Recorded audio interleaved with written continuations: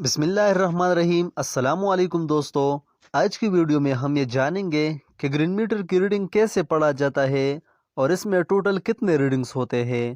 تو آئیے آج کی ویڈیو میں ہم یہ جانیں گے۔ گرین میٹر میں ٹوٹل 32 ریڈنگز ہوتے ہیں، لیکن آج اس ویڈیو میں ہم کچھ بنیادی ریڈنگز کے بارے میں جانیں گے کہ اس میں بنیادی ریڈنگز کتنے ہیں۔ تو آج ہم 10 ریڈنگز کے بارے میں جانیں گے۔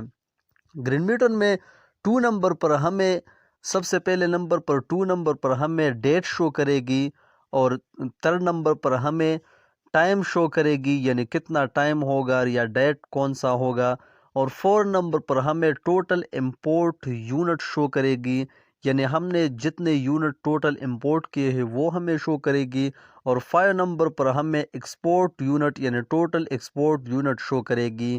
اس کے بعد پیک ہاورز ٹوٹل امپورٹ یونٹ ہمیں شو کرے گی، اور 7 نمبر پر ہمیں پیک ہاورز ایکسپورٹ یونٹ شو کرے گی، یعنی ہم نے پیک ہاور میں کتنے یونٹ ایکسپورٹ کیے ہیں۔